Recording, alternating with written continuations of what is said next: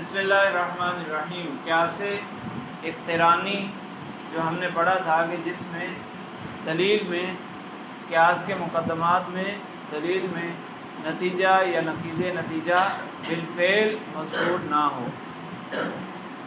تو ایک ہوتا ہے دعویٰ، دعوے پر کوئی دلیل پیش کی جاتی ہے، دلیل سے ایک نتیجہ حاصل ہوتا ہے، یعنی دعویٰ ثابت ہو جاتا ہے۔ تو جو دعویٰ تھا وہی بعد میں نتیجہ بن جاتا ہے۔ ہم نے دعویٰ کیا کل انسان حساس ہو، یہ دعویٰ تھا، سامنے والا نہیں مان رہا، تو اس پر ہم نے دلیل پیش کرنی ہوگی۔ دلیل پیش کی کل انسان حیوان اور کل حیوان حساس، دو قضیوں سے مل کر دلیل بنتی ہے، دو قضیوں سے ملا کر دلیل بنائی، تو اس دلیل سے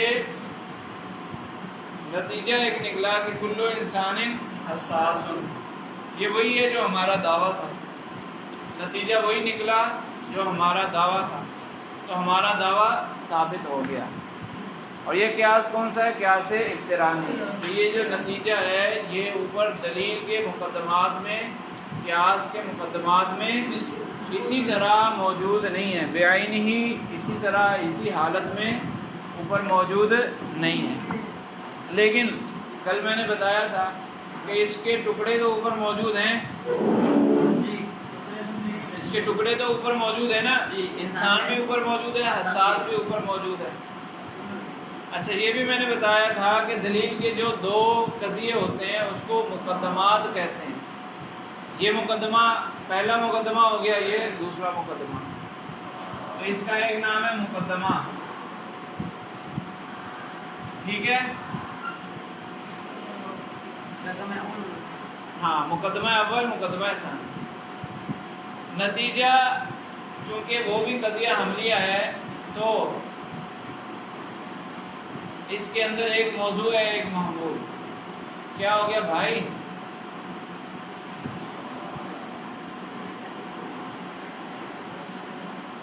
جی حضرت صاحب فرمائیے۔ ہیں سر میں درد ہو رہا ہے اور تم نے پردہ کر لیا ہم سے، ہماری وجہ سے تمہاری سر میں درد ہو رہا ہے۔ یہ جو نتیجہ ہے قضیہ حملیہ ہے، کل انسان حساس، تو اس کے اندر ایک موضوع ہے اور ایک محمول ہے۔ تو نتیجے کا جو موضوع اور محمول ہوتا ہے اس کا ایک نام ہے، اس موضوع کو کہتے ہیں اصغر اور اس محمول کو کہتے ہیں اکبر۔ نتیجہ جب قضیہ حملیہ کی شکل میں ہوگا تو اس کا جو موضوع ہوگا اس کو اصغر کہیں گے اور معمول ہوگا تو اس کو اکبر کہیں گے، ٹھیک ہے جی؟ موضوع کو اصغر، شاباش۔ حساس کا آنا ہم بہت پہلے پڑھ چکے ہیں، جس میں 5 حصے پائی جائیں، 5 سینسز پائی جائیں جی۔ اس کا نام ہے اصغر اور اس کا نام ہے اکبر۔ اس کو یہ نام کیوں دیا جاتا ہے یہ انشاءاللہ اگلے سال جی۔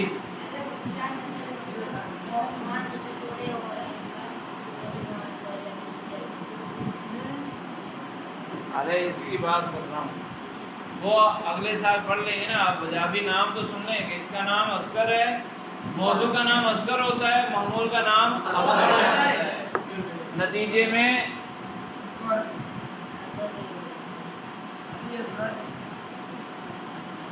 نتیجے کے موضوع کو اصغر کہتے ہیں اور معمول کو اکبر کہتے ہیں۔ اچھا، یہ دونوں جزیں چونکہ اوپر موجود ہوتی ہیں، نتیجے کی دونوں جزیں، دونوں حصے قیاس کے اندر موجود ہوتے ہیں نا، اب اس میں سے اصغر کہاں ہے؟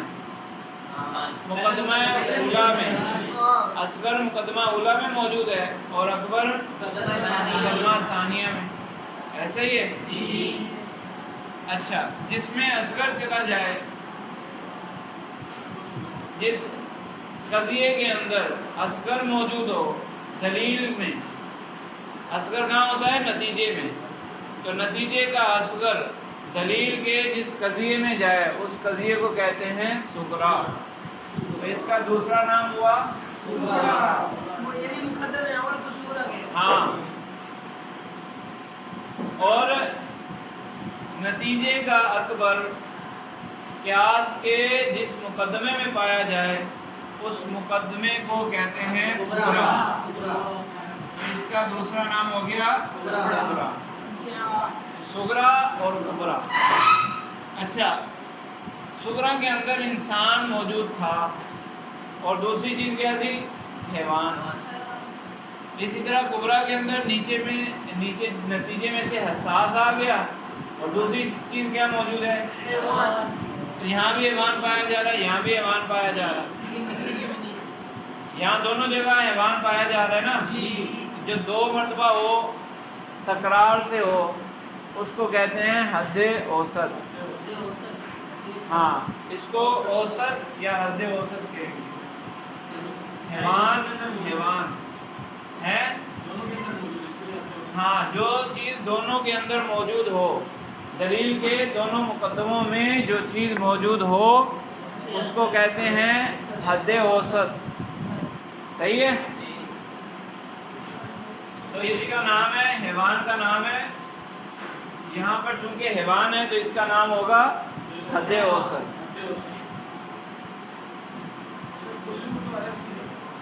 الو تو الگ چیز ہے نا. ہاں، کیا نہیں مل سکتے نا، وہ تو نتیجے میں آئے تھے. اوپر آ جائیں تو پھر وہ کیسے اقترانی رہے گا؟ اگر اصغر اور اکبر ایک ساتھ اوپر آ جائیں تو وہ کیسے اقترانی رہے گا؟ کیسے استثنائی بن جائے گا؟ نتیجہ بعینہ ہی اوپر آ گیا نا. سمجھ آئے گی نہیں؟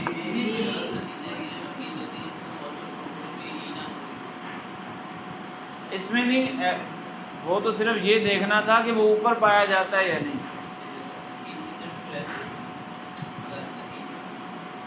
وہ تو صرف اتنا دیکھنا تھا یہ نتیجہ اوپر ہے نہیں ہے. نقیض نکال کے دیکھی کہ وہ اوپر ہے نہیں ہے. جب نہیں ہے تو اس کا فیصلہ ہو گیا کہ یہ کون سا قیاس ہے؟ قیاس اقترانی. اب نقیض کا کام ختم ہو گیا، اب نقیض کو دیکھنا ہی نہیں.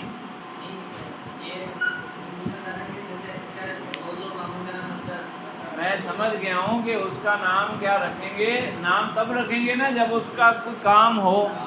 اس کا کام ہی نہیں ہے، اس کا صرف پہچان کے لیے کام تھا. اس کو چند لمحوں کے لیے لے کر آئے تھے، جس مقصد کے لیے لے کر آئے تھے وہ معلوم کر لیا. اب وہ ختم، اس کو صاف کر دیں. آگے بات صرف ان دونوں سے ہو، جو اصل نتیجہ ہے اسی سے بات ہوگی نا.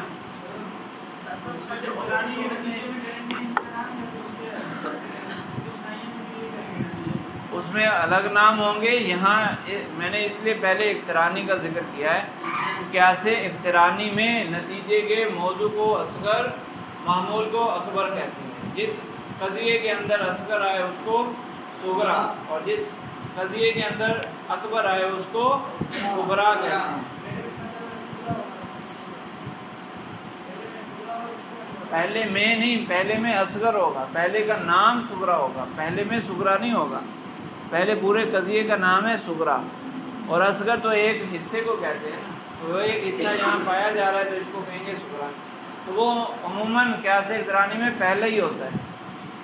اصغر پہلے قضیے میں ہی پایا جاتا ہے، تو اس لیے پہلا قضیہ صغریٰ کہلاتا ہے اور دوسرا قضیہ کبریٰ کہلاتا ہے. سمجھ آئی؟ یہ نتیجہ جو ہے یہ دلیل میں اگر بیانی اسی طرح اوپر موجود ہے تو اس کو ایسے استثنائی ہے. ہاں، یہ تو بڑا تھا. اچھا ہیں حد اوسط کیوں بولتے ہیں؟ وجہ میں نے بولا نا کہ اگلے سال انشاءاللہ آپ پڑھ لیں گے، کیونکہ ابھی ان اصطلاحات کو سمجھ لیں. جب یہ آپ کے ذہن میں بیٹھ جائیں گی تو پھر اس کے بعد وجہ اگر آپ کہیں گے تو میں یہ پورا ہونے کے بعد بھی آپ کو بتا دوں گا. ویسے اگلے سال آتی ہے وجہ اس کی کہ اس کو یہ نام کیوں دیا. اگر آپ کہیں گے تو میں بتا دوں گا، لیکن پہلے نام تو سمجھ لو کہ کس کا کیا نام ہے. یہ بات تو ذہن میں بٹھا لو. تو جو چیز دونوں قضیوں میں پائی جائے، مقدمے کے دونوں قیاس کے دونوں مقدموں میں پائی جائے، اس کو کہتے ہیں حد اوسط. ٹھیک ہے. اچھا اب یہ دیکھو کہ دونوں قضیوں میں جو حد اوسط ہے وہ الگ الگ قضیے کے اعتبار سے، کیونکہ ہر قضیے کے اندر موضوع اور معمول ہوتا ہے، تو دونوں میں برابر ہے.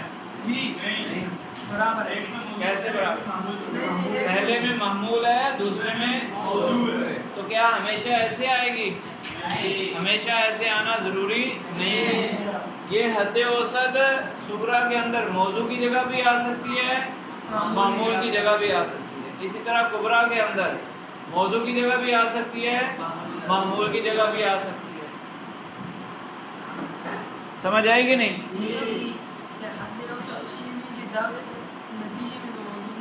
ہاں تو میں نے کب کہا کہ موجود ہوتی ہے؟ میں نے تو نہیں کہا. نام کیوں نہیں دیا؟ کیا نام کیوں نہیں دیا؟ دے تو دیا حد اوسط نام اور کیا. یہ اس میں موجود نہیں ہے، جو اس میں موجود ہے اس کا ہم نام دیں. ارے بس چیزوں کے نام رکھنے. یہ کب کہا تھا کہ جو نیچے موجود ہوگا اسی کا نام رکھنا ہے؟ یہ کہا تھا. اچھا تو میں نے کہا کہ حد اوسط موضوع کی جگہ پر بھی آ سکتی ہے اور معمول کی جگہ پر بھی آ سکتی ہے. تو احتمال ہمارے پاس کتنے بن گئے؟ 3. اس میں بھی 2 احتمال ہیں، اس میں بھی 2 احتمال ہیں. 2 ملٹیپلائی بائی 2 4 احتمال. یعنی حد اوسط صغریٰ کے اندر موضوع کی جگہ پر ہو تو کبریٰ بھی تو ساتھ آنا ہے نا. 2 احتمال ہو گئے. آگے پھر 2 احتمال. حد اوسط صغریٰ کے اندر موضوع کی جگہ ہے تو کبریٰ میں بھی موضوع کی جگہ پر ہوگی یا کبریٰ میں معمول کی جگہ پر ہوگی. 2 احتمال ہو گئے. پھر حد اوسط صغریٰ میں معمول کی جگہ پر ہو تو کبریٰ میں موضوع کی جگہ پر ہوگی یا معمول کی جگہ پر ہوگی. 4 صورتیں ہو گئی. 4 ہوئی ہیں، 6 نہیں ہوئی. صبر صبر. ہاں بتا رہا ہوں، دوبارہ بتا رہا ہوں. اچھا اس سے پہلے ایک اور بات سن لیں، چلو تفصیل سے اس کو دیکھ لیتے ہیں. حد اوسط جگہ تبدیل کر سکتی ہے. یہ جو ہم نے مثال لکھی ہے اس میں حد اوسط کہاں ہے؟ صغریٰ کے اندر معمول میں اور کبریٰ کے اندر موضوع میں. تو اس کی جگہیں تبدیل ہو سکتی ہیں. جگہیں تبدیل ہوں گی تو شکل تبدیل ہو جائے گی، شکل و صورت بدل جائے گی نا. کسی شے کی ایک ترتیب لگائی جائے تو ایک شکل ظاہر ہوتی ہے، اور اگر یعنی مختلف چیزوں سے ملا کر ایک چیز بنائی جائے، ترتیب ایک خاص رکھی جائے تو وہ ایک شے بن جائے. پھر اگر اس کی ترتیب تبدیل کر دیں گے تو ایک نئی صورت بن جائے گی، ایک نئی شکل و صورت بن جائے گی نا. ایک منٹ صبر تو کر لو. مثال کے طور پر وہ بہت سارے لوگ ہوتے ہیں وہ مختلف چیزوں سے تصویریں بناتے ہیں نا، مختلف چیزوں سے. جیسے نہیں جیسے کوئی پینسلیں جمع کر کے اس سے شکل بنائی، کیل ٹھوک کر کیلوں کے ذریعے تصویر بنائی، تو وہ ایک خاص ترتیب سے کیل لگائے جائیں گے تو ایک شکل بن جائے گی. اگر ان کی ترتیب بدل دیں تو باکس رکھ کر تصویر بنائی جائے، کیوبز رکھ کر تصویر بنائی جائے، وہ ایک خاص ترتیب سے رکھے جائیں گے تو ایک صورت بنے گی، اور اگر ترتیب بدل دی جائے تو دوسری صورت بن جائے گی. ہاں وہی نا، وہی کہہ رہا ہوں. ہاں جو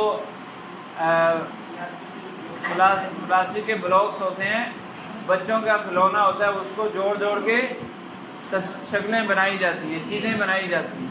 تو وہ ایک ترتیب سے بلاکس لگائیں گے تو ایک چیز بن جائے گی، ترتیب بدل دیں گے تو دوسری صورت بن جائے گی. تو یہاں پر بھی یہی ہے، حد اوسط کو ایک ترتیب سے رکھیں گے تو ایک شکل، دوسری ترتیب سے رکھیں گے دوسری شکل. تو حد اوسط کے اعتبار سے جو صورت ظاہر ہوتی ہے اس کو شکل کہتے ہیں، اس کا نام ہے شکل. حد اوسط کہاں موجود ہے؟ حد اوسط صغریٰ میں کہاں ہے، کبریٰ میں کہاں ہے؟ اس اعتبار سے اس قیاس کو شکل کہتے ہیں. قیاس اقترانی کی شکل سمجھ آئے گی نہیں؟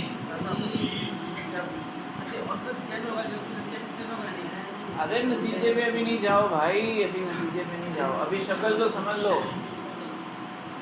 اس کو کہتے ہیں شکل۔ جیسے ایک شکل یہ ہو گئی ہمارے پاس، جو ہم نے مثال پڑھی ہے، لکھی ہوئی ہے یہاں پر، ایک یہاں پر حد اوسط محمول کی جگہ، صغریٰ میں محمول کی جگہ اور کبریٰ میں موضوع کی جگہ۔ اگر اس کی ایک اور مثال لکھی جائے جس میں حد اوسط یہاں تو معمول کی جگہ ہی رہے، صغریٰ میں معمول کی جگہ رہے اور کبریٰ میں بھی معمول کی جگہ پر چلی جائے، تو شکل تبدیل ہو جائے گی، تو کہیں گے یہ شکل ثانی ہے۔ ایک شکل اول، شکل ثانی، شکل ثالث، شکل رابع۔ تو حد اوسط کے اعتبار سے قیاس اقترانی کی 4 شکلیں بنتی ہیں کہ حد اوسط کہاں موجود ہوگی، اس موجود ہونے کے اعتبار سے قیاس اقترانی کی 4 شکلیں ہیں۔ ہاں، وہ 4 شکلیں کیسے ہیں وہ بھی دیکھیں۔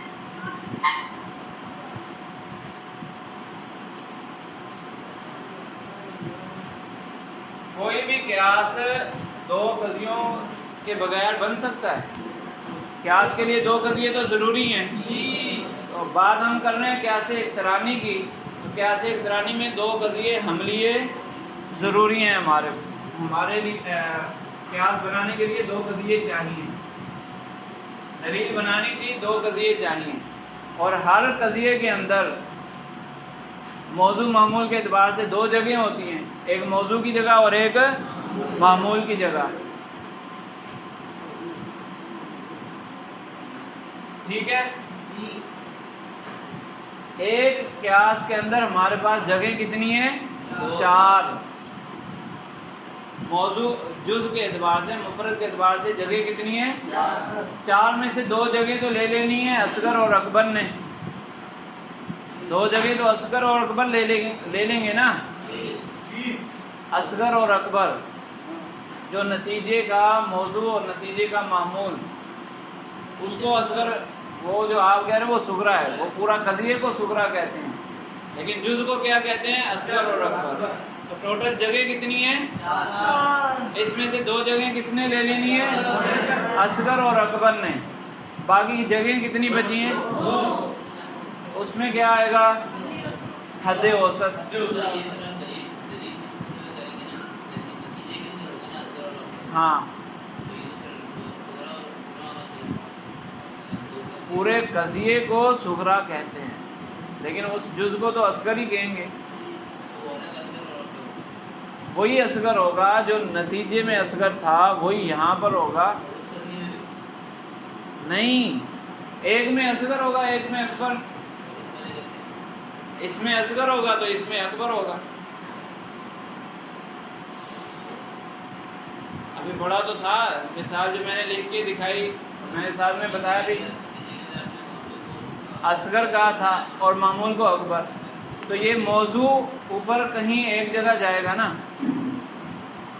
اوپر کہیں ایک جگہ جائے گا، یا تو یہاں آئے گا یا یہاں آئے گا۔ اسی طرح اکبر یا یہاں جائے گا یا یہاں جائے گا۔ تو 4 جگہوں میں سے 2 جگہ فل ہو گئیں، 2 جگہیں باقی ہیں، وہ 2 جگہوں پر کیا آئے گا؟ حد اوسط۔ تو اب ہمارے پاس اختیار ہے کہ ہم حد اوسط کو کہاں رکھیں، تو ہم نے حد اوسط کو یہاں رکھ دیا۔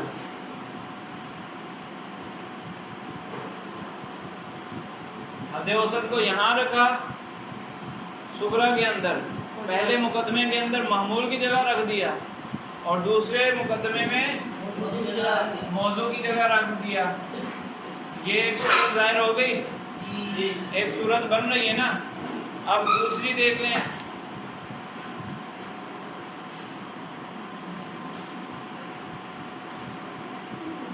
یہ دوسرا قیاس 4 جگہیں ہیں، 2 جگہوں پر اصغر اور اکبر آنے، 2 جگہیں ہم نے فل کرنی ہے حد اوسط کے ساتھ۔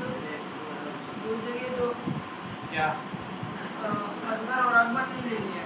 ہاں، اور 2 جگہ ایک اوسط نہیں لینی ہے۔ एक मामूल को एक जगह में मामूल को ले एक जगह मौजू को ले। हाँ तो इसकी जगह ही नहीं करना बस।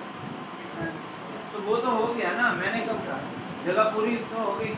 बस नाम अब एक और तरीका था, अब एक और तरीका है कि हम हद औसत को यहाँ पर सुगरा के अंदर मामूल की जगह रख दें और कुबरा के अंदर भी मामूल की जगह रख दें। तो ये अलग शक्ल बन गई, अलग सूरत बन गई ना। ये देखो यहाँ हद औसत एक साथ हैं, करीब करीब हैं, यहाँ दूर हो गई, तो एक अलग शक्ल जाहिर हुई या नहीं हुई। इसी तरह एक और हमारे पास आएगी। एहतमाल यूँ बनता है कि दोनों मौजूद हद औसत को अब यहाँ सुगरा के अंदर मौजू में ले आओ और कुबरा के अंदर फिर मौजू में ले आओ, ये एक अलग शक्ल बन गई। अलग शक्ल हुई या नहीं, इससे अलग है या नहीं, और इससे भी अलग है, ऐसे ही है या नहीं। फिर आखिरी एहतमाल वो क्या है,